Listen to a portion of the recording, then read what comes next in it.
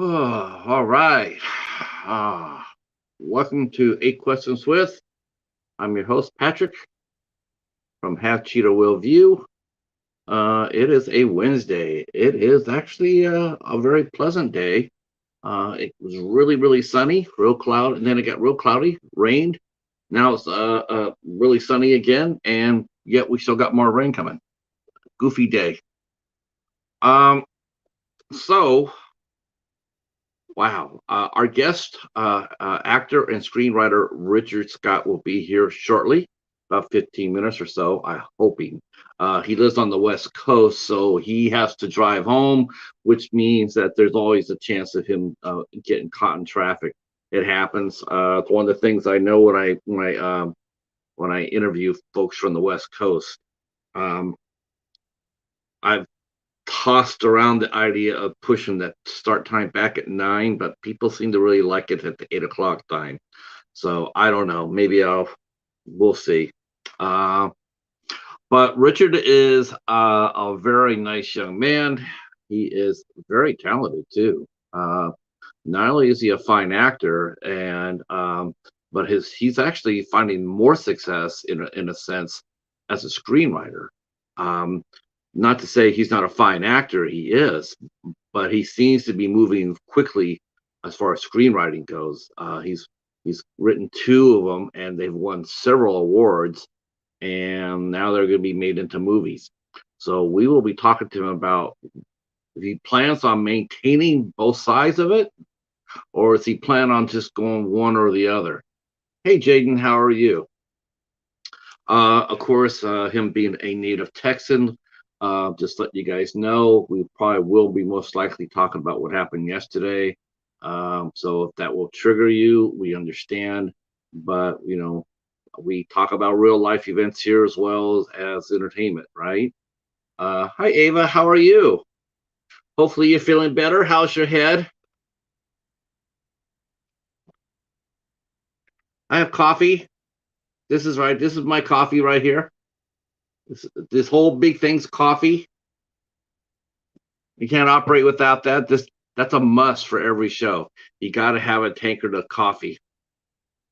Um, so tomorrow is going to be very interesting because our guest Sean Jackson from Lost in the Rio, he could not make it tomorrow.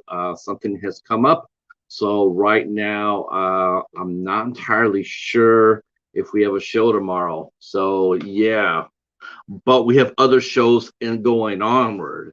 So if you see me promoting tomorrow, that means I have a show. If you don't see me promoting tomorrow, that means I don't. But I still will be promoting because we have still shows to talk about. I will catch up with you on what we're doing here the rest of May because I think it's a lot of fun. Hey, Mr. Flixter, and matter of fact, we'll be talking about Mr. Flixter. Yeah, but you notice I'm wearing it. It's good luck for the Mets because I do want the Mets to make it. I do, because that way the Yankees and the Mets could play in a Subway Series, and we could whip that ass again. How the Phillies doing? I hadn't even looked too much at the National League. That's terrible. I don't know. I'm not being facetious. I don't know how you guys are doing. I don't. I just know. I just know the Mets are in first place and they're playing pretty well. Hopefully you guys are doing well too. I wouldn't mind a repeat of '09. I'm all right with that too. Okay, now our guest is here, uh, and we had to go on early, so this is going to be a test run, live test run. I'm sure it's going to be fine. All right. Hey, welcome to the live test because we are live. Okay, well, Oh, wait a minute. Here, let me help you. Action. that helped. That helped. It did. All right, all right. Wow, welcome. I wasn't, I normally go up about 15 minutes tell, so I was just like, you know what? He's a professional. He'll hit the ground running. I'm not too worried about that, and I'm right. I'm Holy glad you cow. have the confidence in me. Of course, of course. I was mentioning right before you got on, that you're both an actor and a screenwriter, but your screenwriting has really just like up and away. It has. Very surprised and very proud of it. I'm very thankful for what has happened. That everyone seems to enjoy my screenplays. Now, I mean, this, we'll come back to this, but we'll just give you something that you don't even have to answer it right now. We can come back to it. Okay. But um, based on the success that you're having, and you've won several awards for your writing, is that something you would consider doing full time? You don't have to answer that right now. We can come back to it, but I wanted to ask you, would you consider doing that full time? I would. I really enjoy the writing. I enjoy all aspects of the entertainment industry. It's amazing. Um, the the writing is something that it kind of gives me an outlet, and I get to create these wonderful stories for people, and hope that someone enjoys them. And as we, try to take them onto the screen, then I'm hoping that they'll find an audience of people that um, something in the story will touch them in some way, in a positive way. Um, yeah, because I agree with that. I do. I think to be able to write a good script and for it to have real heart to it, um, you know, not even experienced operators can necessarily write that. Um, you know, I think there's certain people are, it's in their wheelhouse to write maybe westerns, or some that can write romance, or some that can write family drama. It takes but not everybody it can do everything. Like an action guy might be really hard pressed to write about a family drama. They might just not have that mindset. They might be, I'm more comfortable writing action, so I'll just stay in there. Um, it sounds like with you, you're not afraid to stretch out and stretch your wings. No, I'm on my third script right now, which is a little misleading. My The current script that I'm working on, it was a short script for a short film, and I had never really, tried my hand at that. So I entered into some festivals, and it started winning. And people were writing me and saying, "Oh, I just love the subject matter and everything." And so now I have a production company that said, "Hey, I like the story.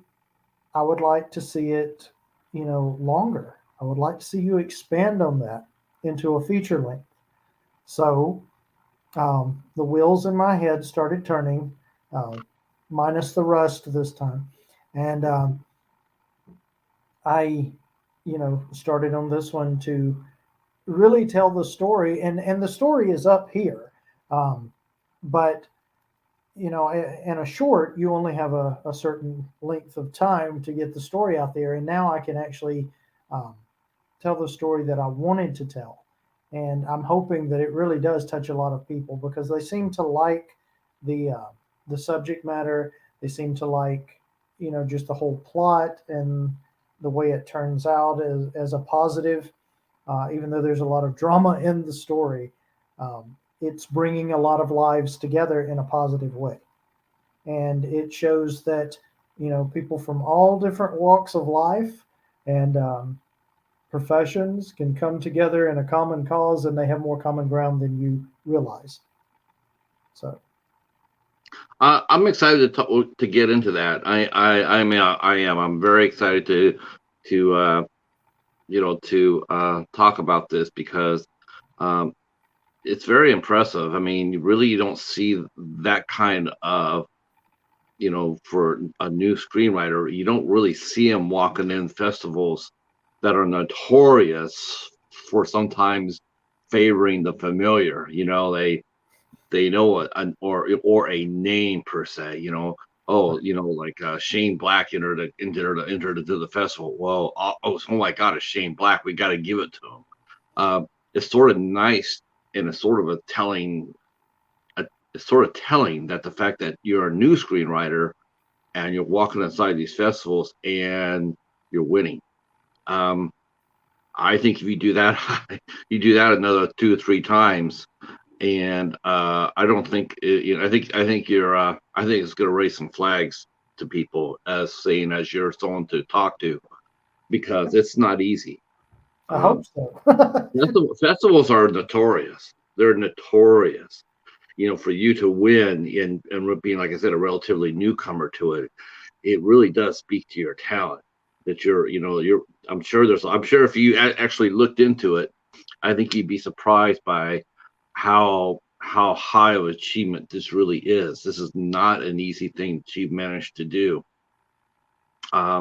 And so, hats off to you, because it's going to be an exciting time for your life, as for your career, and it's going to be fun to watch. It's definitely going to be fun to watch.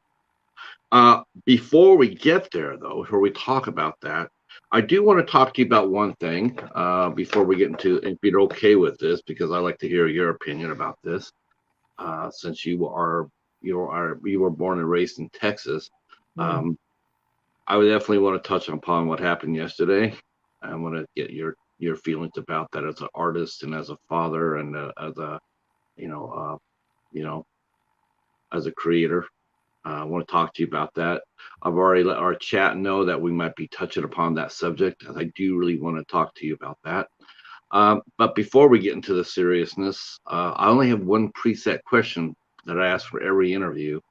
Okay. And I already just touched upon it, was where exactly in Texas were you born and raised at? Well, I was born in Dallas, but I was raised all over the country. I've lived all across the country in all regions, the South, the North, the East, and now out West in California. I'm as west as you can go. So I've been all over and lived in all regions. And so I'm kind of a blended mutt. So, but that's though I have to be honest with you. I know there's some reasons are like like a lot of times I'll talk to someone who's mentioned that their father or mother was a military person, so they bounced around from base to base as their duty assignments. Some just travel. Some just got that urge, and they go wherever they go and see whatever they see. Which was it for you? I mean, where'd you go? How old were you when you left Texas and started your exploration around the country? I was 7 when I left Texas. Okay. So, and I've lived in 15 other states, and staying nowhere longer than 7 years. That's the longest I was in any state. And I've been out here for 3.5 in California. So you got there right during when the pandemic started, just about. Right before, when the big fire came through that burned Malibu. Yes. That's when I got here. As you probably already discovered this, but Malibu gets pounded a lot. It either gets a lot of fire or gets a lot of Pacific Coast Highway gets a lot of landslides, and so the roads get closed off quite a bit. I'm sure you probably already read or heard about that. Oh yeah. I lived in Southern California, and I'm going to say something that might make me out to be a little bit of an ass, but I wasn't the only one. This is just how it was. But whenever that happened, like when there was a, not necessarily a fire per se, but the landslides, right? The landslides, because, but whenever that happened over in Malibu, nobody that lived outside of Malibu really gave a crap. They really didn't. In fact, there were people that used to just sit there and just laugh at that. And the reason why they did was the fact that because the people in Malibu, what they used to do and still do, as far as I know, they privatized the beach. You could not go up to the beaches on Malibu. If you were walking along the beach, you couldn't cross like for miles. It would be closed off for miles and miles on each end. And it was like a lot of people they really got frosted from that. Um, they just felt because the beaches should be open for everybody, with including a lot of politicians, they felt that way too. Hmm. But unfortunately, they didn't have the clout or the power to do that, and so the super wealthy would actually, you couldn't explore, you couldn't go anywhere, you couldn't, if you were on the beach, you would literally have to get back in your car and drive several, like 30-40 miles up the coast before you're able to go back to the beach. um you ever experienced anything like that? You ever been told you couldn't go anywhere because you weren't allowed to go certain places? No, I mean, honestly, right now, and a little bit of the mindset has changed because we're having such a problem with some of the beaches and some of the homeless problem, and some of the beaches, I mean, are just, I mean, there's trash everywhere, and um, we've had a few people attacked in their homes where people would come up from the beach and jump over the fence and attack people. So the mindset has changed a little bit. Now, if it was normal times, then it would go back to the way it was, where everybody's like, "Hey, the beach should be open." But right now, like Santa Monica, at one point was just, it was really bad. I mean, you could not even go to the park. People were not going to the beach because, I mean, it was just, um, it was trashed, and you would get harassed, and some people have even been attacked. So it's, yeah, there's, I mean, there's issues, but right now there's other issues that are clouding, what was the original problem. Yeah, I didn't know the homeless were kept. I thought they were all pretty much, in downtown Los Angeles. I didn't not know that they have gotten to the beach. Now, I've never seen that before. No, they're all over. I mean, they're in, Sherman Oaks. They're in all areas of, Hollywood, um, North Hollywood, everywhere. I mean, there's, beside the main highways. I mean, there'll be tent cities under the overpasses. It's just, you can't even see the overpass um, walls because, I mean, it's just covered in tents. And Wow. yeah, it's a major problem. And there's RVs all over the city, just parked. And a lot of people have come out here, which Yeah. I'm questioned when you're down on your luck. And a lot of these people, I mean, there's a mixed bag of who's homeless, of course, but for the people that are down on their luck and trying to start over, LA is not the place for that because Oh God, no. it's so expensive here, and this is just not a place to get back on your feet. If you want to live in California, and I love living here, but it's very expensive. I just paid $6.29 for fuel a minute ago, and Jesus. I mean, you need to go somewhere with a low cost of living, make the sacrifice, live as cheaply as you can, save up, and then come to California, where you don't have to live on the street.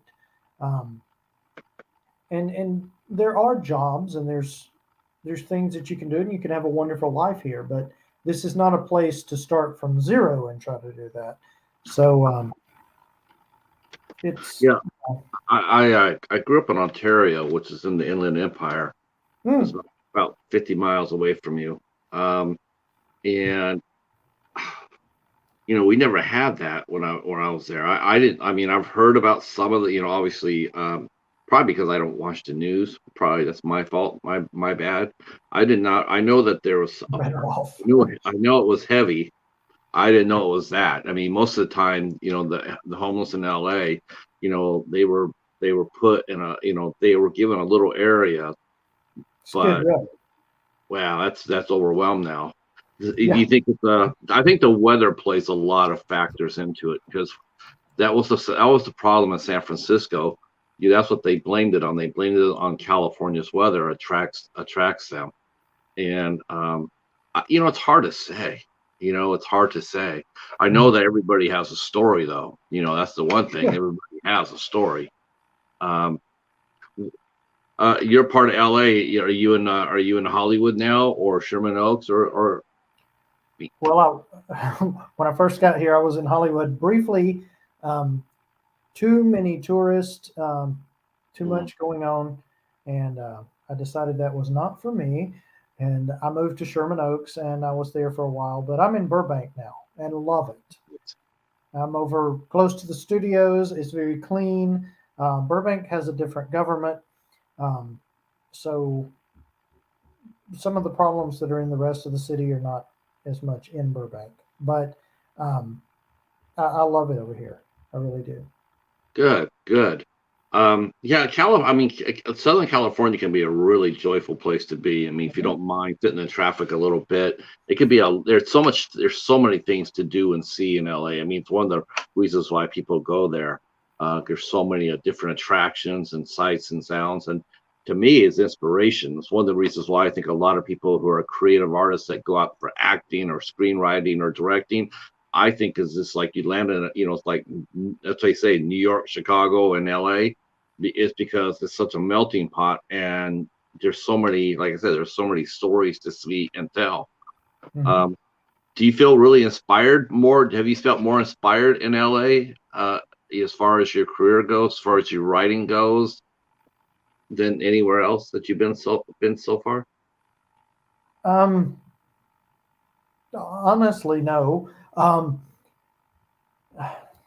I mean, my story is really, I have several rolling around in my head all the time, but I think there's a little piece of, all over the country, from all the different people that I've met, all walks of life and areas.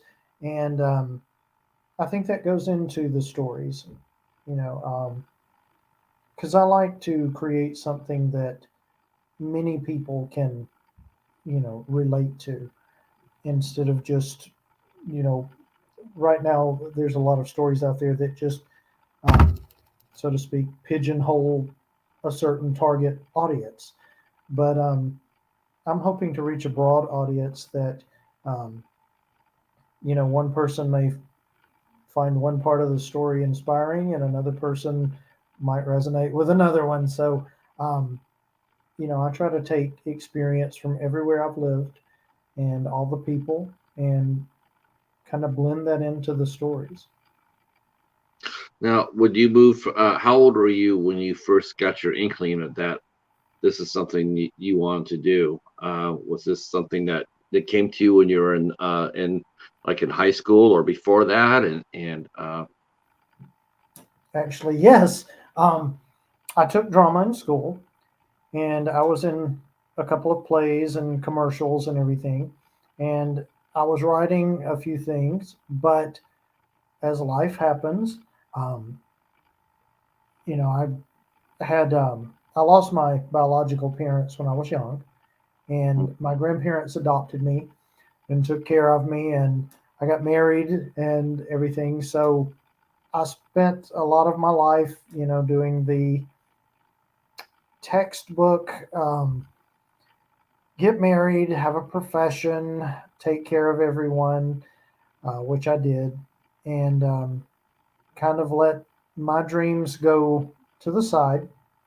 And then life changed drastically again for me. Um, and about 7 years ago, I lost everyone, all within 7 months. And it left me alone and really not knowing what to do with Richard. So I had to figure that out.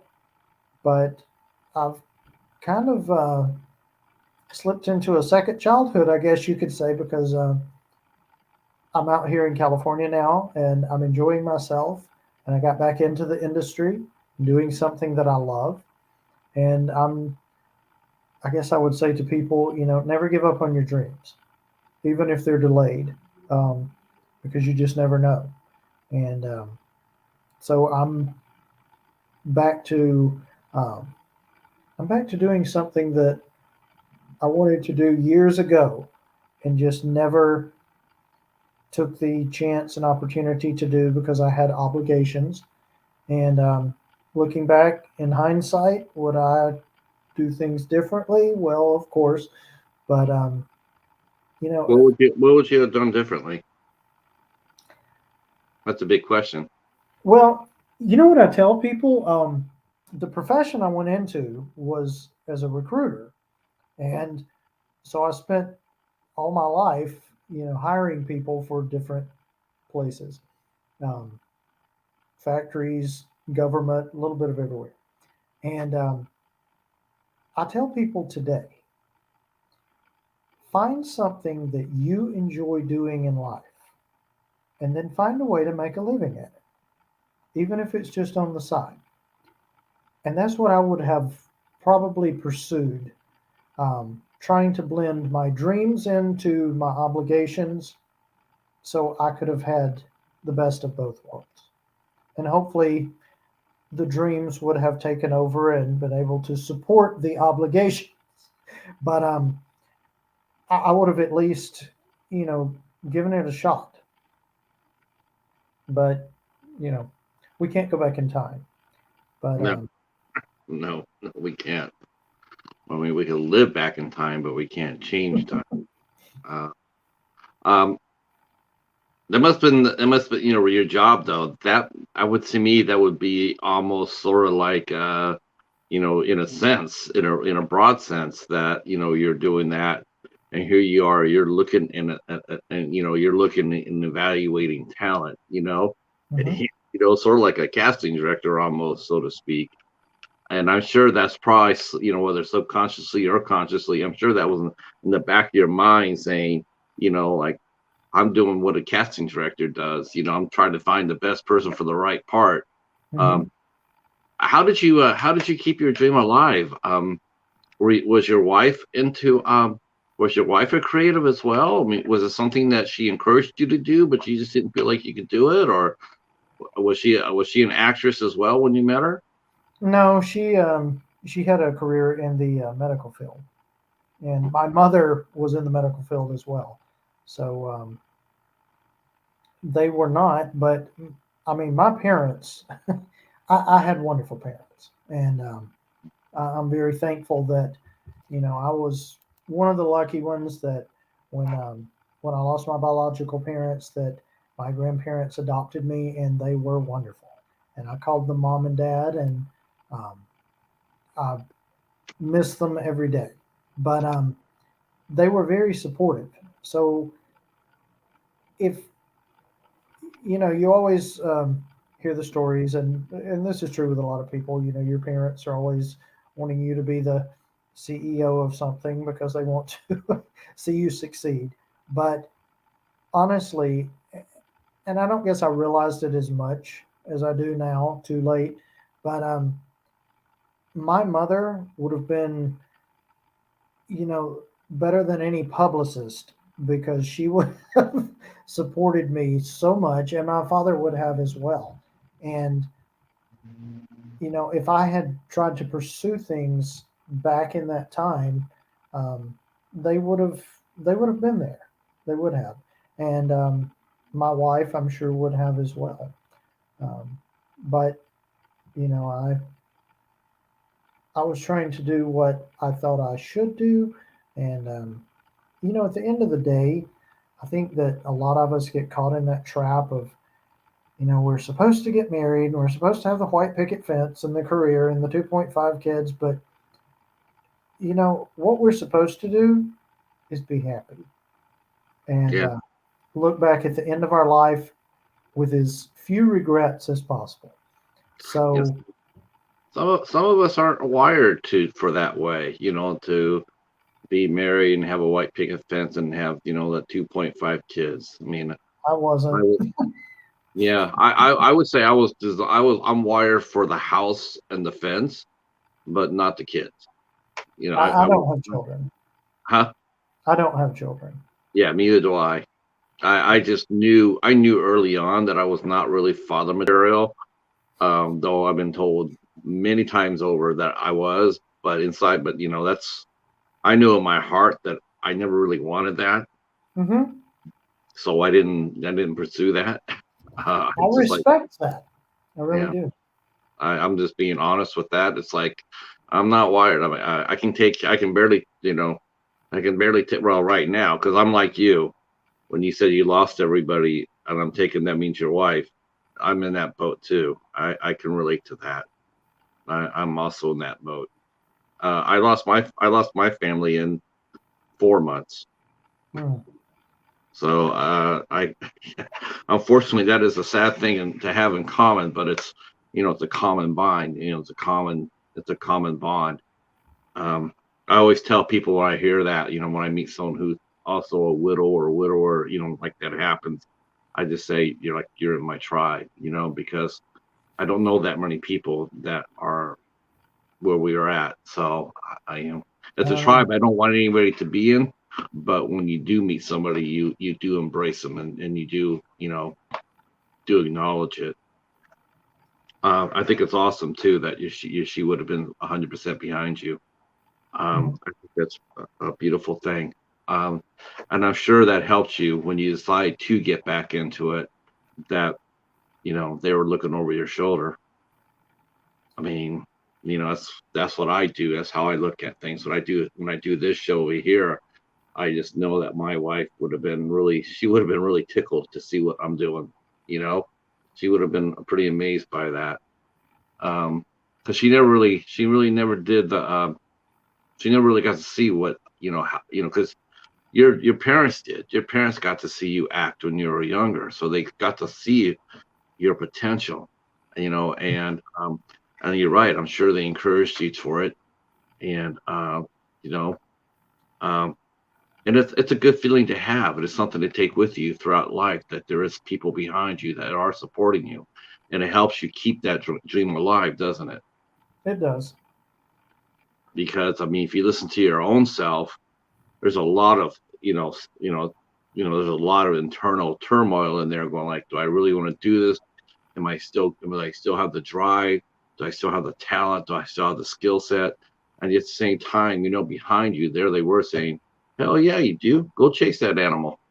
Um, so where were you at when where were you at? I mean, you were doing your 9 to 5, but what spurred for you to get back into it? Um, Honestly, Yeah. um, when I was going, I went to a few different states trying to figure out, you know, what I was going to do with myself. And I took a job out here in California as a recruiter. Moved out here, and when I got here, the lady that I was replacing did not retire. So suddenly, I am in one of the most expensive places to live with no family and no job. And a friend of mine, Kathy, who was on the TV show Dallas, she was on 90210. She's been in movies, tons of Kathy things. Podwell?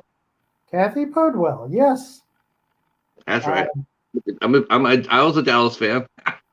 okay, well, she was Callie. She was JR's second wife. Yeah. Um, a very good friend of mine. Kathy is wonderful. If you ever saw her on Dallas and saw how wonderful Callie was, well, Mm-hmm. you have Kathy. She is just amazing. She really is. Um, so she was very supportive of me, and she has been through this whole thing. But she said, you know what? Don't worry about it. She said, go down to central casting. Um, you know, start working that, and that'll free you up so you can interview. Well, I'm sitting here going, it's been years since I've done anything. Yeah, I'll go down there to appease Kathy. And I went down there and they immediately put me to work. And I started getting a lot of shows and work and everything. So it, it just lit the fire, I guess you could say. And then I started into some short films and different things. And then another friend of mine inspired me. We were talking about scripts one day, and I had just completed a short film that I, in hindsight, wish I had just not been in that one. I really hated the role. And we were talking about scripts, and I said, "Yeah, I've always got things rolling around in my head." And they're like, "Well, you should write them down and enter a festival." Like, oh, yeah, right. They're going to take me serious. And one day I just got a wild hair and I did it. And I started my script. And when I completed it, um, I had my best friend to edit. And I said, what the heck? And I entered some festivals and started placing and winning. And it was a shock because as you said, festivals are hit and miss. And usually you have to have some credibility, which I didn't. And then I started winning awards, and it's just snowballed from there. And when I won my first award overall, um, it was very special. It was also a very strange moment. As proud as I was, the first thing I wanted to do was show my wife and family what I had accomplished, and they weren't there to share it with. So it was kind of a bittersweet thing. Um, but I like to think that they would be proud of my accomplishments and what I'm trying to do. I think right now I can speak for 9 people that are proud. I'm myself and my chat. We recognize what it took for you to do that, and we were. I mean, it may seem really off the wall, but I can tell you my chat is very they recognize the skill set, they recognize the work that you put into it, and we respect that, and we'll celebrate with you. I think it's Cool. amazing. I really do. uh and it's not to be like I said, it's I've interviewed a lot of people on here, and I can honestly tell you, I don't know that many people that walked in there with the first 2 scripts, walked in there and started carting home awards with them. I mean, there's some people who've gotten awards, but it ain't as easy as it seems to be for you. You got a real natural gift for it. Um, Thank you. but short films, wow, isn't that a world? Short films. I mean, training. It's a training ground, and cut your teeth. Um, yeah, some of those roles. I mean, maybe the scripts aren't so good, or but you know what? I just look at it as training ground for artists and actors. It's really what it is. It's just training ground. You get some, Agreed. get some grit underneath the fingernail. Um, you just can't. It's tough, but it's worth it. It Um, is. How did that's amazing. Your mentor, I think that is so cool. Uh, I yeah, we're there's people in here that are also Ava saying yes, very brave. Yeah, I'll agree with that, Ava, very much so. Um, yeah, very brave. I wish I was as brave as that. To tell you the truth. Um, our good friend Ricky saying he's in his 40s and working on making his first movie. Haven't got a clue what I'm doing, but it's something I wanted to do for 30 years, so he wants to do it. Good That's for really what him. it is. Yeah, that's really what it is. It's about inspiration. It's about drive. It's about getting up and doing it. I mean, it comes in all shapes and forms and sizes. Hmm. Um, so was that your first short when you with that short film? Was that your first film that you did? Hmm. Uh, It was. Oh, so that was okay. So no, that wasn't your first time on a movie set, though, was it? No, I had, you know, been in featured background and different things on several shows. Um, so I've been on set a lot. And then my father was in the music industry. And so I was around Nashville quite a bit and the country music industry. And it's basically a musical version of what's out here. But yeah, I've been around entertainment a, a, a good part of my life. So, Uh, I hear one type of music is you're very fond of one particular type of music. Would that be bluegrass by chance? well, I don't know any bluegrass songs, but my dad was a bluegrass musician, and he played with Lester Flatt and Earl Scruggs, um, and so that was his life.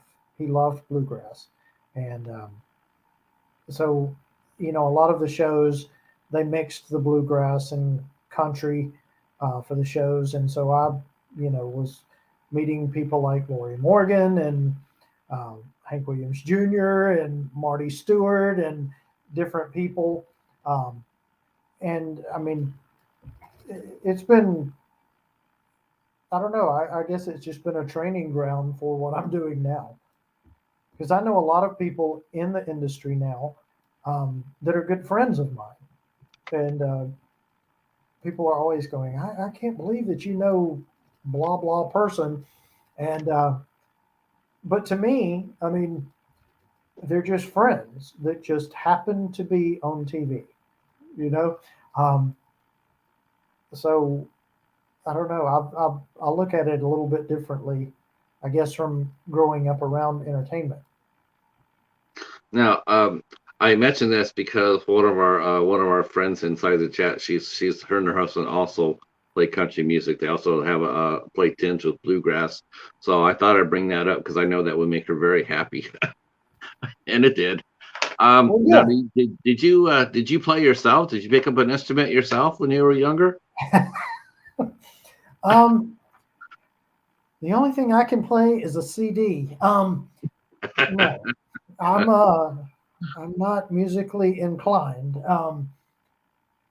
That was something my dad, my biological mother, could play guitar and piano and different things, and my dad could pick up any instrument nearly, a mandolin, a banjo, violin, whatever. He could pick it up and play anything. He was very talented. Um, I had a great deal of respect for that, but no, I missed that gene. Yeah, yeah, I couldn't play I couldn't play a lick to save my life. A washboard, I played a washboard before, and that's about it. Oh, okay. Yeah, that was it. And yeah, but I was in the business for 10 years. Um, Okay. but not as a performer. No, hell no. I have a hard time tying, putting tennis shoes on my feet, much less trying to play a guitar. Um, yeah, but that was been a lot of fun. I mean, you got an early experience about what was it like, to conduct yourself on stage, to conduct yourself around well-known people, to have that respect. So I'm sure that carried with you. Um, so for the short film that you did, what did you what were three things that you learned while being on that short film? What was the first three? What were three things you took most out of that experience? The first one that I was on, Yeah, um, well, I try to turn everything into something positive and get something out of it because it's all a learning experience. sure. And, you know, even if it's a role that, in this case, I wasn't fond of, but, I was looking at everything, the people behind the scenes, just the way it was all put together. And I was trying to learn, the whole experience. Um, one thing is, no matter how bad you want to break into the business, um, if it's something really that your heart's not in, it's probably best to pass on it and wait for the next thing to come along. Um, but having said that, we've all taken jobs or roles or whatever that um, maybe we weren't as fond of, and we took it, for either to put food on the table or because it was, a job and we wanted to make an impression or break into the business.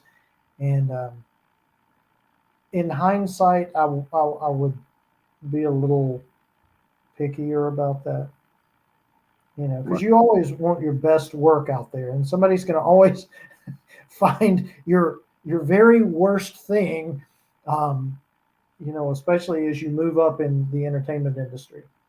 So they're going to look for anything bad, unfortunately, that they can find. So that can be, an internet, blooper or whatever. But Right. Yeah, that's true.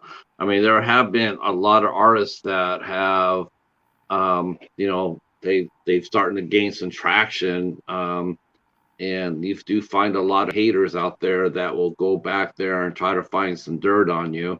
And you might have said it like 10 or 12, 15 years ago, but mhm, we're always growing. And, just because he says something 15 years ago doesn't mean that's who you are today at all. You're I growing. totally agree. Uh, that sucks. When Mhm. you hear about that.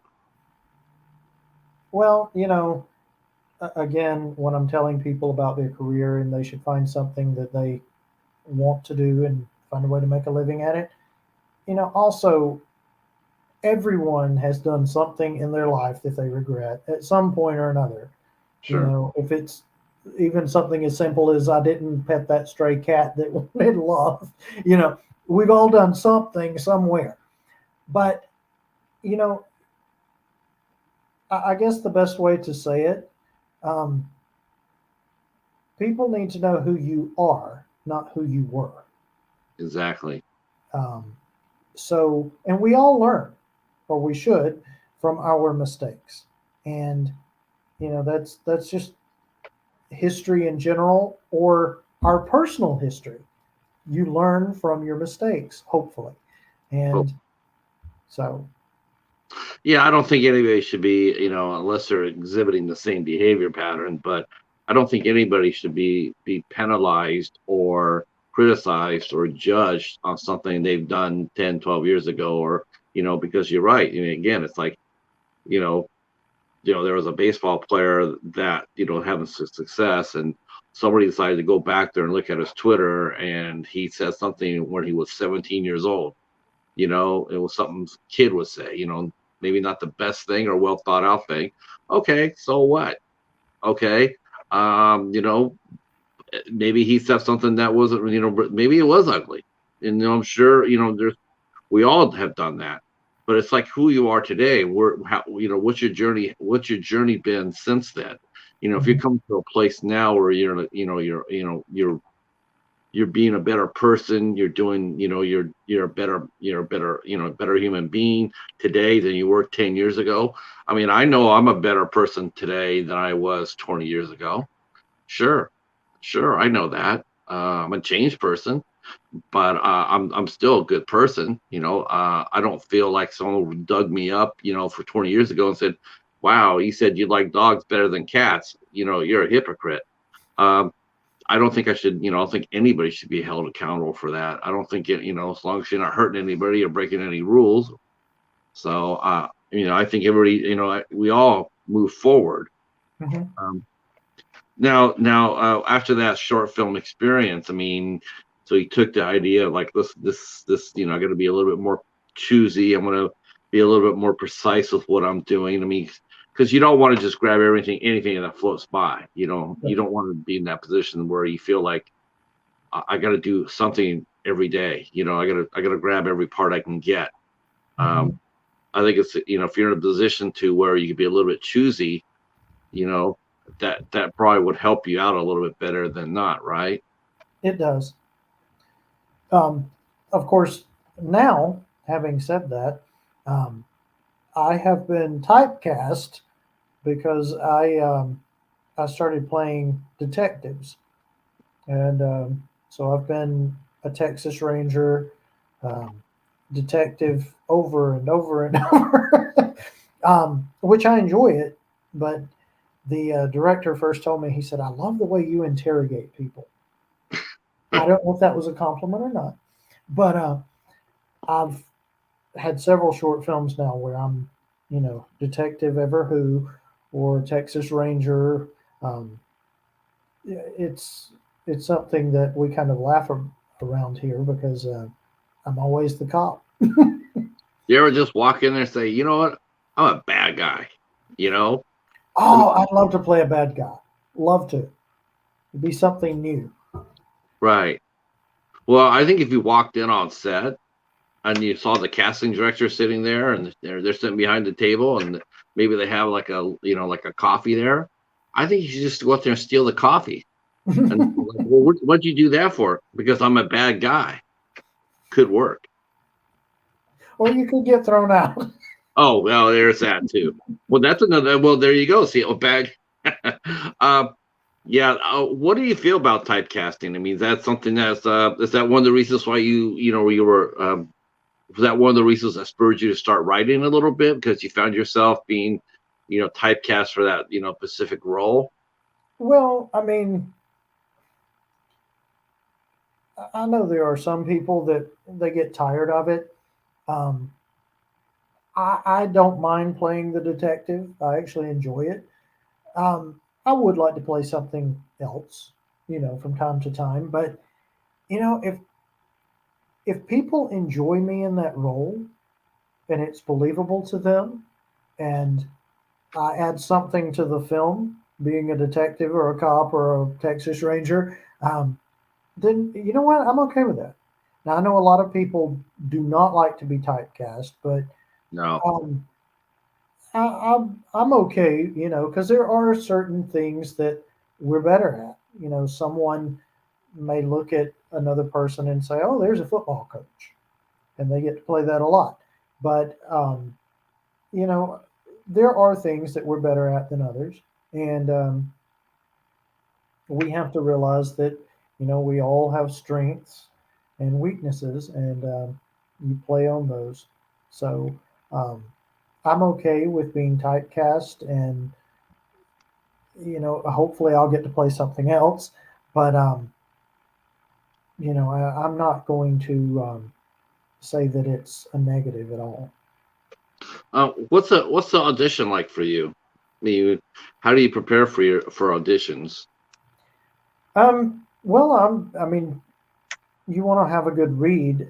Now, a lot of things are, self tape, which almost are not as fun. I know there are advantages because you can always go back and go, you know what, I really didn't like that take, so let's do that again.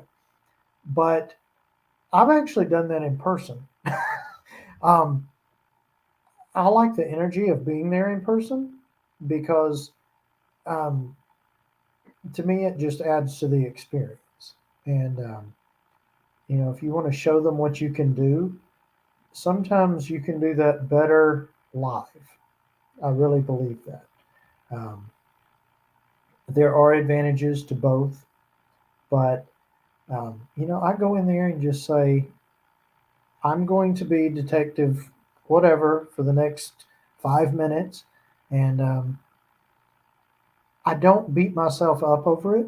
I go in there and I give it my best, and then I leave it there because we audition a lot, and there's a lot of no's in Hollywood. So you have to be thick skinned. You have to be able to take no.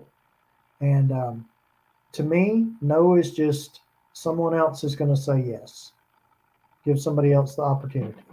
So that doesn't bother me. But auditions have to be left at the audition, or if it's a self tape, after you send it, let it go, move on. And if you hear from them, great, they loved you. If you don't hear from them, you've moved on, because you can't sit there with the what ifs and could haves and I wonder what they were looking for, because you never know. You Right. never know. So the whole thing is staying positive. This will beat you down if you let it. Yes. But don't let it. Don't let it. It's just like I stay off social media a lot because it's so negative, and it's like, let's make an effort to be positive and not tear into people and Oh you know yeah. add negativity to the world. Let's do positive things, Yeah. and I try to stay positive, and that's with everything, whether it's auditions or whatever. And I am generally happy. I can honestly say that I'm happy. I really am. And I've had bad things happen in my life that were beyond my control, Yep. and losing people, and it hurt, and it changed my life completely. But Yep. I was the one left behind, and I had to move on, and I had to find a way to do that. And sometimes that's hard. It's very difficult. But after I got it together, um, I started moving forward, and I'm trying to treat everything with positive and living as happy as possible, because we only go through this world one time. So, Um. Yeah. I'm trying to get to that point. It's been a little hard. I mean, there's sometimes that like this is doing this, talking to people like yourself. It's a step in the right direction. mhm. Definitely, it's a step in the right direction. But yeah, it's still hard. It's like that I guess it's the just circumstances surrounding everybody's different. So like what we have a shared common experience, but not the journey that it took for us to get to that point. So it's just. Hmm. Uh, I was going to ask you, since you were doing the auditions and whatnot, and you moved there right before the pandemic. How did you stay busy during that time? I mean, um, were you still able to work during the pandemic? I mean, There was a point when Hollywood shut down, and LA really cleared out a lot, because a lot of people that um, just couldn't make it, because it was, nobody was working, and production was shut down, and a lot of Hollywood really did not know at that point, how to deal with the pandemic. So um, that's when I really got into the writing a lot, because I have to stay busy. I'm not one of those people that can just sit and do nothing, um, which I get made fun of all the time for that. But I that's when I really got busy on my scripts, and so I was entering scripts and writing other scripts, and um, I was moving forward. And then when things started back up, I've been writing a lot. Haven't really jumped into a lot of roles lately, um, but there's been a lot of things canceled. um, Hollywood's been having a little bit of a tough time with movies. If it's not a superhero film or Star Wars related, um, a lot of it's been failing. So there's a lot of changes going on, and I'm just kind of writing until something comes along. yeah, it has changed a lot, hasn't it?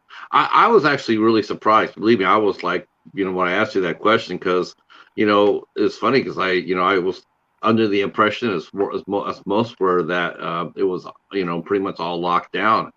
I can't tell you how many people I've talked to, and I've said, "So how did you deal with it?" Oh, we made movies. I'm like, what? But yeah, they were doing they were making low budget indie films, but they're out Mhm. there slugging away, and we're like, well, good for you. It's like a lot of the big studios and everything, they were all shut down, and then, oh no, we had to stay creative.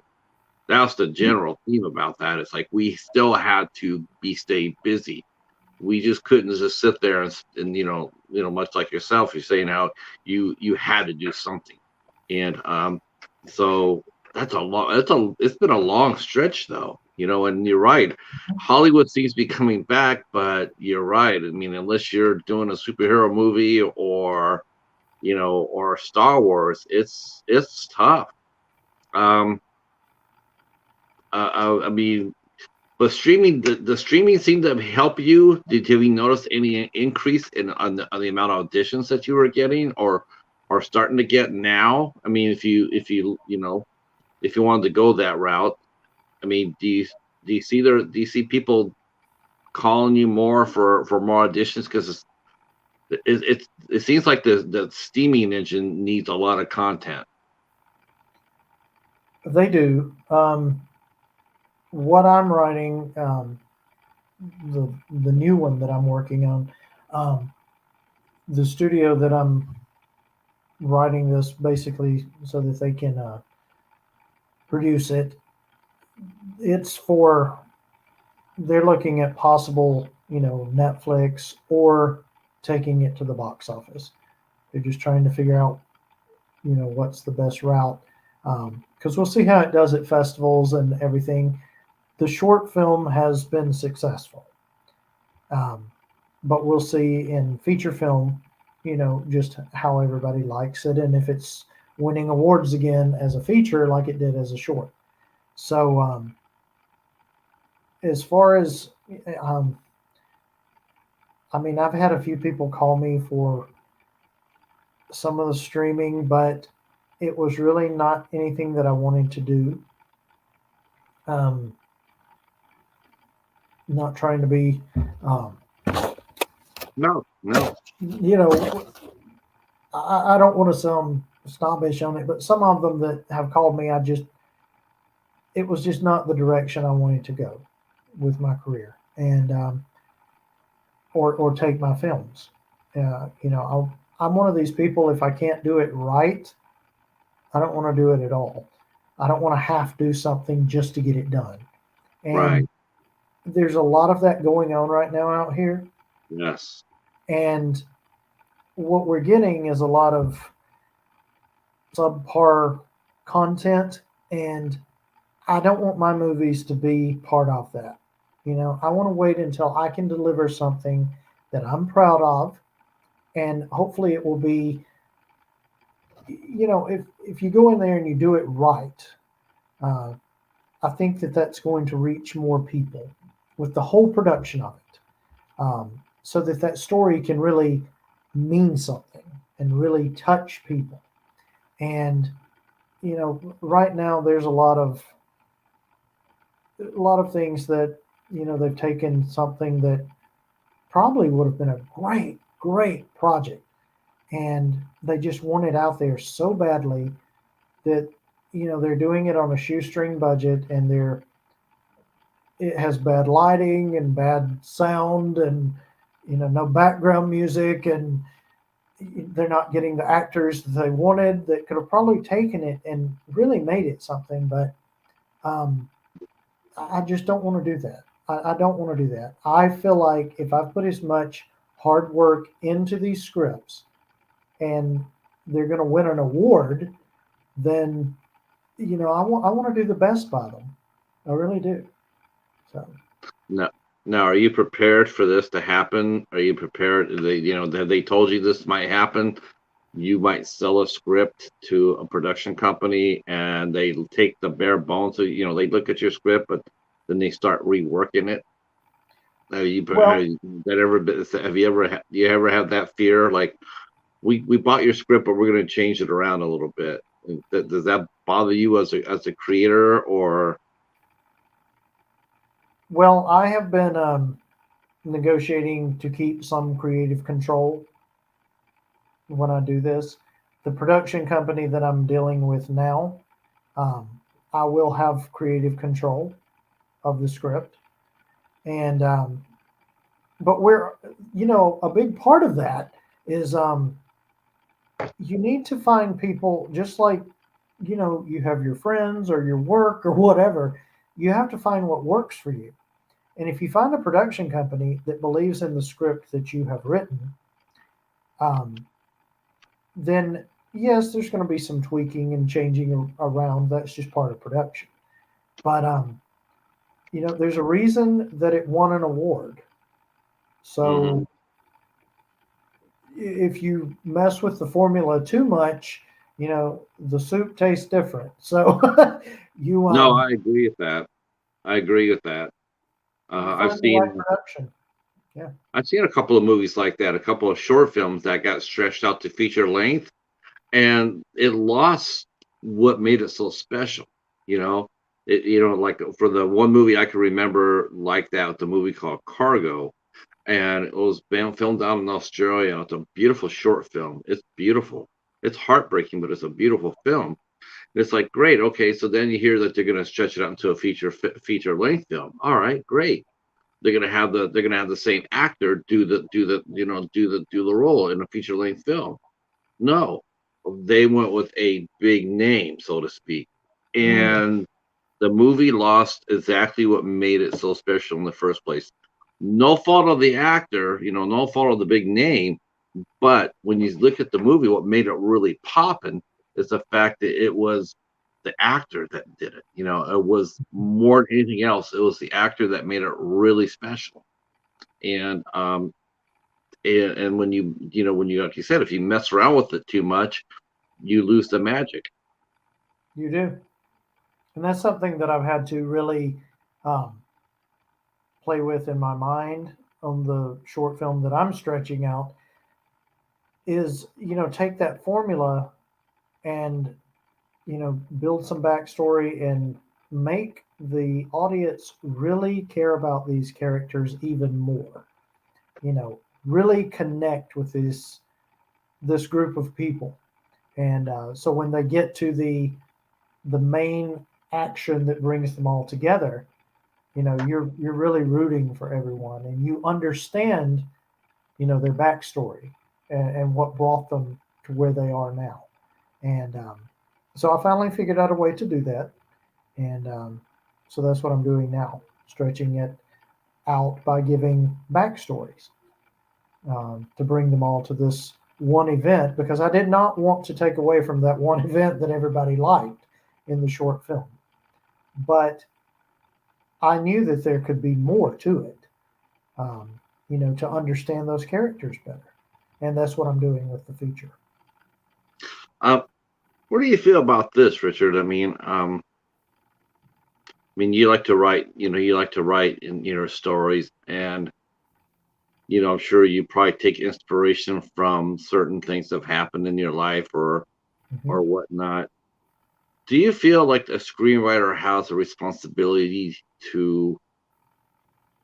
Do you feel like a screenwriter has a responsibility to maybe not necessarily promote or because okay, let's chop this up. So the incident in Texas yesterday, right? Those 21 people get killed, or 10 people in Buffalo get killed. We see a lot of times, like when this happens, you see a lot of people from the Hollywood side of the fence. They all clamor up and down about it, about the violence being, got to change it, got to fix it, got to do something about it. But I've always upheld the fact that Hollywood has actually been probably equally responsible for a lot of the violence we see today. Like a lot of times people do write or glamorize violence or Mm-hmm. the gun or the action adventure. Like somebody gets lit up 20 times by whatnot.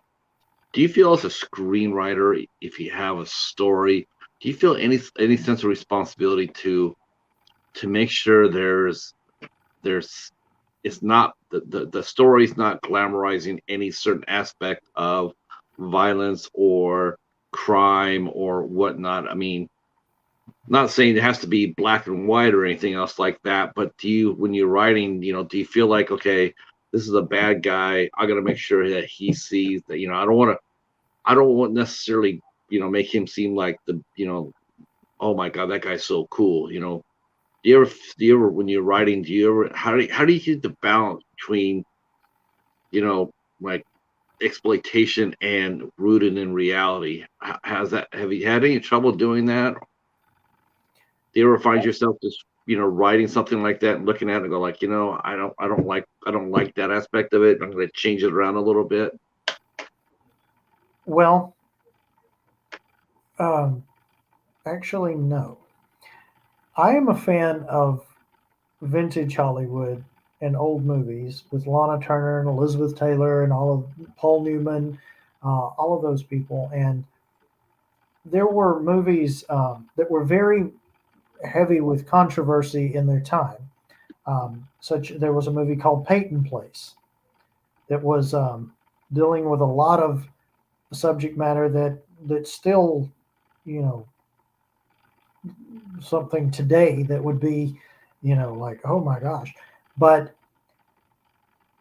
I've looked at all of those films, and you look at current Hollywood. Those films, the actors and the story had to carry the film, and they did not have they didn't have all the special effects we do today. They you know they didn't use special effects, language, and sex to carry the movie. They had to do it with good acting and a story. And I feel like some of today's Hollywood, the special effects are the star of the show. And sometimes they have a weak plot, but it's all, flash. We have the special effects, which you need some special effects in some movies, but sometimes it's overdone, you know, and it's all about how many F bombs we can drop, how much sex we can show, and how much CGI is in the movie. And I wanted mine to get the point across, but still have something that, if your grandparents were in the room, they're not going to shut their eyes and go, oh my gosh, I can't believe they're watching that. Even if it's, you know, sex or whatever subject matter, I didn't want everything so buried in that. I want the story and the actors, just like they used to do, to tell that story and to make it great. And I truly believe you can do that without all the, flash that they try to put in it today. Um, I think that's hurting Hollywood. Several movies are not making it. The remakes are not making it. No. The TV shows are not making it because we're using, special effects as the star. And um, this is a touchy subject, I know, but Hollywood, at the end of the day, we're entertainers, we're actors, we're writers, we're directors. Um, we are not politicians. We're not pastors. Um, and Hollywood has gotten a little preachy with their stuff. And I agree. I, several of I, the I, shows I aren't making it. yeah. It's sort of they're preachy because it's like they're sitting there and they're, like I'm reading some of them and I know they're all heartfelt and whatnot. And but I'm just thinking right now. I'm thinking about that movie Ambulance. That the new Michael Bay movie that came out. Mhm. That movie is basically wall to wall action, shoot 'em up. People getting shot. Blow up. Everybody's just and it's like it's just wall to wall with that, and it's just like Mhm. people look at that, go, oh my god, it's kick ass. Well, if you look at it and go like, well, if you actually put that in the real world time, like let's take that and really put it in the real world, like you're like in there. It's not Hollywood, it's not music, it's not explosions. But if you were watching that, let's say on the news, somebody hijacked an ambulance, was driving around shooting up all the cops or shooting up anybody else, we wouldn't be sitting there going like, oh hell yeah. We'd be sitting there like appalled. We'd be sitting there Mhm. concerned. We'd be sitting there going like, these people got to be stopped. That's the reality of it. But Hollywood will take something like that, jazz it up, perk it up, jam it up, and then throw it out there, and then stand there and wonder what the hell happened when an incident like what happened yesterday or in Buffalo. Mhm. It's like, well, how'd that happen? How'd that happen? It's like I mean, we're all responsible for our own actions, but in this world, we now know that people get influenced a lot more easier today now Mhm. than they used to. I mean, Agreed. it isn't just, they're, they just want to be. I don't know what it is. It's like you see all these people just following other things, right? They're not really thinking for themselves as much as we used to. There's a loss of critical thinking, in my opinion, and I don't think that we really should be in a position to show that the amount of violence that we see. I mean, I just feel like, not saying that we have to write everything like Disney. I'm not saying that at all. I'm just saying, I guess what I'm saying is, like, I want them to be less preachy, maybe, concentrate more like on the old 40s and the old 50s movies, like you said, where they're worried about story and good acting, and Mhm. and not sensationalize, the high violence that we see. Or am I just a madman standing on the corner? No, I mean there are what I fall out with the way that they're trying to produce everything today. It depends on the script. You know, there are depending on what subject matter you're in. You know, you may be dealing with street gangs or whatever, and it may warrant having heavy language in it Sure. because that's part of the movie, and it Yeah. actually has purpose in the script to tell the story. But when you're just throwing stuff in there just because, that's the stuff Right. I'm not fond of, because something may have a sex scene that tells a story and makes you feel like, oh, these people are really in love, or are we just throwing it in there to have a sex scene? You know, Gratuitous. Yeah. let it make sense. Even with special effects. Do we really want to tweak this and make it really great so that it looks good, or are we just trying to wow everybody? And make sure that it makes sense in the story, no matter what it is. If it's language, if it's sex, if it's special effects, whatever it is, it needs to have a purpose to be there. Our friend Bernays mentioning, classic Hollywood production, a great loss. Not the days. Not see the hype. Oh, the hype is too. Yeah, the hype. It's too much hype. Computerized with no backbone. Yeah. Nowadays. Yeah, you're right, Bernays. That's what I'm saying. I agree with that. Uh, let's see. What are some of the films that you what are some of the films you think have a good balance of action and story? Wow. Action and story. See, I like all kinds of movies. Um, I really do. I mean, uh, What are five? Let's go. What are five? If you could choose five directors right now, if there's five directors, what five directors would you like to see direct your movie based on their? I, you know what?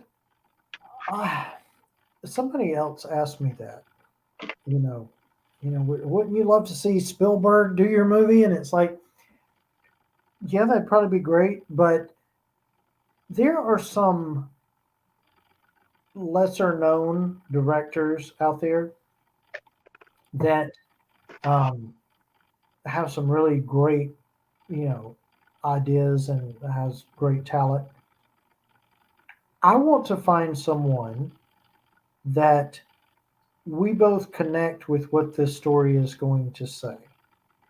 And if that's, Bob Jones that has limited experience or Steven Spielberg, um, I want to tell a good story. Um, I want everyone to get, if you go to see this, if this goes to, AMC or Regal, I want you to be glad that you spent $12 on this movie because you got something out of it. And so it's hard to say because, I mean, you know, even some of the great directors today, one of which just remade West Side Story, which I was, you know, going, um, Yeah, and it flopped. yeah. I couldn't understand why. I mean, part of me was like part of me liked it. It's like, okay, it's a simpler time. Because the original is so good. And Mhm. you're gonna come in there, you're gonna do a musical and everything else. There's part of me that was really excited for that, but then there's the other half of me going like, okay, you can make a musical.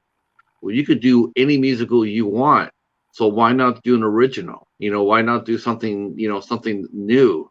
It's like Right. you have the clout behind you to push that project through, where a lot of people don't have that, which is another one of the reasons why people, they end up remaking a lot of the movies. They don't have the pull or the push to be able to do something original. You know, I agree. I agree. um, it's almost to the point. It's like both if I'm not mistaken, both your stories that you've written so far, they're westerns, are they not? Well, the endings with what happened. No, no, I mean the stories themselves. Are they westerns? Are they modern westerns? Talk about Oh, talk about your scripts that you've written. Shadows over Sulphur Falls. It is a western, and it's set in 1871. The other script, Rose in Paradise, is actually based off of a country song by Waylon Jennings that was a hit back in the 80s. And I heard that song so many times, well, with my dad. Um, and I always thought there's more to that than the 3 minutes and whatever song. So I spent a long time really going over that one in my head. And I tried to stay as true to that song as I possibly could. And it's won quite a few awards as well. And anyone that's, a country music fan and knows the song, the movie will go right along with the song. And it even, leaves the same mystery that the song has. So I'm very proud of that one. I love westerns and everything, but Rose in Paradise, I'm very proud of. So I think westerns are probably. I mean, it's good to see them. They're still being made. Um, which I'm really happy about. Though they have fundamentally changed too. Um, you know, there's no longer like the cowboy Indian that we grew up with. There's just mm-mm. cowboys and land barons or corrupt sheriffs and all that. Um, but I still like the Western. I think the Western is still a viable genre. I think a lot of people still love the Western, and there's a lot of stories to be mined from the area. So it's exciting to see that. I mean, I'm really happy to see that. I'm always up for a good Western. Yeah, Uh, I like westerns. yeah, I mean too. It's like it's when it's done right, right? When it's done right, like the remake of the Magnificent Seven, right, with Denzel Washington. I like that. I thought that was a lot of fun. I thought that movie it retained a lot of its heart of the original, and it's not my seven. My seven is the Michael Bean seven, but I still liked Yes, that seven. I still like that seven a lot. I thought it was, yeah, it had some flash to it, a little flash to it, but it still had a really good story behind it, and it still had to maintain the sense of the first movie, and I appreciated that. They didn't sacrifice the original story or concept for explosions or Gatling guns, even though they were in it, but they didn't, mhm. they didn't put that over the story. Um, The what? series was wonderful. Oh, the series is the best. I There's some, own the series. I love it. yeah, yeah. That's that hands down. That's my seven. I think it's the best. Yeah, I'm saying that over the original movie too. I think the TV series is better than the movie. I know you and I probably get like what, but hey, facts are facts. Um, uh, I'm a huge Michael Bean fan as well. So that's an added bonus. I love his movies. Absolutely love his movies. Um, Um, when you write your scripts, do you write them with anybody in mind in the mhm, part? mhm. Oh, I really? cast them in my head. Yeah, I really do. a lot of screenwriters do that, don't they? Is that something Mhm. that's recommended when you start writing screenplays? Do people tell you write with somebody you would like to see in the role? Does that make it easier to write the story when you're thinking about the person that you would cast in it? Does that help you? Does it help you write faster? No, what it does for me, it gives that person a voice because as I'm writing it, I can hear it. And if it's, you know, Michael Bean or Tom Cruise or somebody else that you don't even really know, um, I hear them. And that probably sounds crazy, but um, I've never denied it. um, but they say admitting it's half the battle, right? But I cast in my head so that um, I give that character a voice, and so I'm kind of seeing the movie come together as I'm writing it. With where would background music be, and where are they in this film? So I can visualize the movie in my head the And the way I best thing about that, I think the best thing about that is that you could actually write yourself as a bad guy in that. can. Oh yeah, we want you to become the Pinkerton cop. Oh hell no, I didn't outright that for me to play detective. No, I'm not. I'm wearing the black hat in this one. Uh, uh so tell me a little bit about the sulfur over is it sulfur? Shadows over Sulphur Falls. Yeah, tell us about the idea. Where'd you get the idea? I mean, I know you mentioned the song, but obviously it's not more than a song. It's deeper meaning. I mean, there's a lot of there's a lot of different ideas to drew upon. Or better yet, how about this one? Do you write based on what's going on in the world today? Can you write a script, a contemporary script? Have you done that yet? Um, I have one short film. They're not as much fun. They really aren't. Rose in Paradise is set in the 90s, and there's a reason for that. So that when you fast forward to current times, the film can end. Um, but period pieces are, for me, they're more fun. Because if you think about some older films, that um, they were trying to get to the telephone to be able to call for help. Well, now everybody has a cell phone. So, Right. there's a different way of writing. Um, Superman would not have a phone booth to change in, if he was created today. So, Mhm. um, I enjoy the period pieces, whether it's the 90s or the 1800s, or now the current script that I'm writing. It is current day, um, and it deals with there's a homeless man, there's a couple with an adopted daughter, and there's two police detectives, and you find a way for all of those people to come together for one common cause. But um, it's a current day, and I'm having fun with it. But I have the right subject matter to enjoy writing that in current day. So and I'm hoping this one is going to really touch some hearts, like the short film. Everybody loves the short script um, because it does deal with a homeless man, and he becomes the hero, but only after someone gives him a shot. Nobody wanted to have anything to do with him, as happens, but turns out that he's the star. He comes through for everyone and saves the day in a way that nobody even imagines.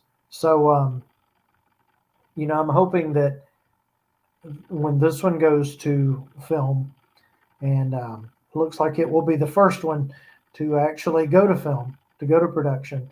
Um, I hope that you know a lot of people can find a piece of something in their lives with that film, you know, and Right. I hope they come away with something positive, at the end of the day. We need that. I think more films need that. We need some we need some more we need a little bit more uplifting stories. We need a little bit more redemptions, you know. I like that. I mean I do. I think it's what we need. Brene has mentioned here Michael Bean. Let's see, Michael Bean from he liked Brene liked him from the series The Runaways. Um, and I became a huge fan. Yeah, he's done a lot of things. Uh, um, I do. Everybody talks about him as Johnny Ringo, and I'm going like, no, no, no. You got to watch the Seven. The Seven, that's where it's at. And Well, I am a Ringo fan because um, my bedroom um, has a Western theme to it. My okay, artwork, I have Buck Taylor, who was on Gunsmoke, and he was in Tombstone as well. But he is a painter, um, and he has a Tombstone collection. And I have Doc Holliday and Johnny Ringo from his Tombstone collection, and they're hanging in my house. So nice, I get to see Michael every day. nice, nice. Um, I'll let you go here in a couple of minutes. Tell us about what do you like to do real quick? What do you like to do now as far as relaxation, or you have any hobbies or charities, or what do you do when you're not working on your career? I hike a lot. I love to hike. Um, I work out, and but I hike. I love hiking the mountains, and love to be up high, the view and everything. I love nature, um, and you know what? I like just trying to be positive and help people.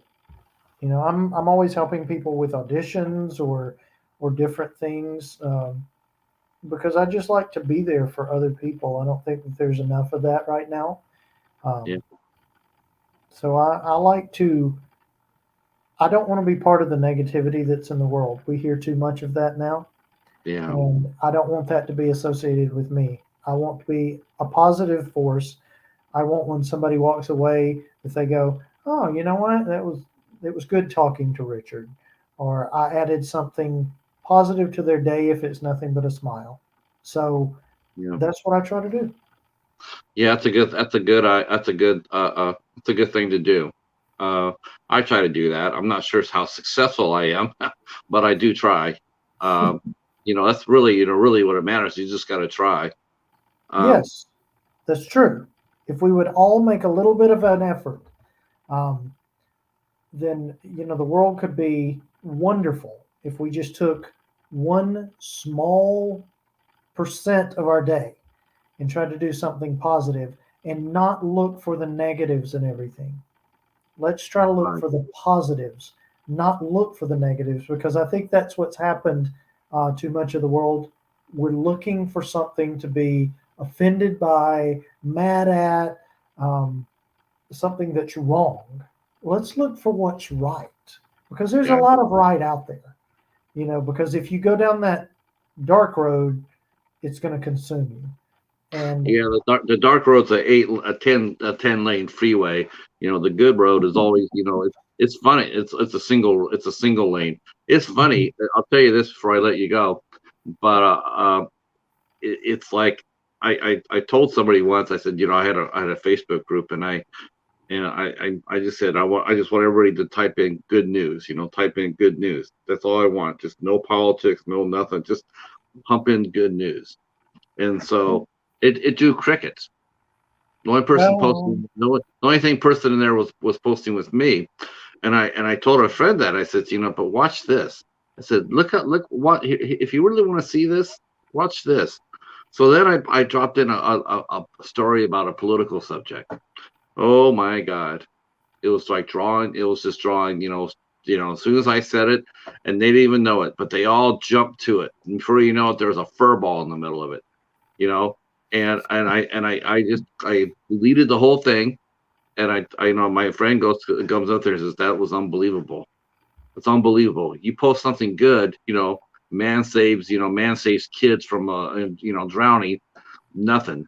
But you put in Johnny Depp and Amber Heard are the worst couple on the planet, and you'll get 50 people responding to it. And it's like, yeah, isn't it something like that? It's like it's amazing. We need to bring in more positivity in this world.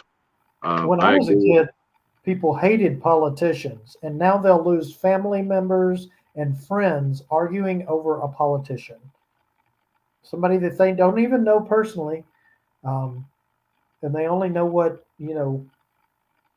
they read on social media about them generally. Um, but it's just, I try to stay away from politics and everything because people are just cruel.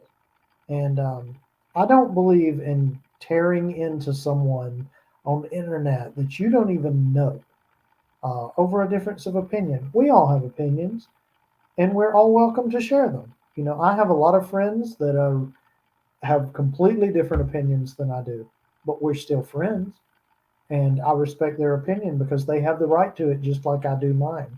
Sure, So, I agree that whole negativity thing. It needs to go away. it really does. Listen, I want to thank you for coming out and talking to us. I Thank want you to. for letting me be here. Oh yes. Do you have any other social media sites other than your movie database page? I've got just my Facebook page, um, Is that and is it's that mostly movie stuff on it, but because that's about all I ever post. okay? But So you have a Facebook page for your career. Okay, I'll find it. I'll find it. I don't like doing personal pages because that's your personal page. Um, yeah, I'm well, not on social media much. I've got to change that, I know. yeah. But we're starting a production company, my best friend and I, because he does voiceover, very good at it, has the voice for it, looks a lot like Clint Eastwood. Everybody tells him that.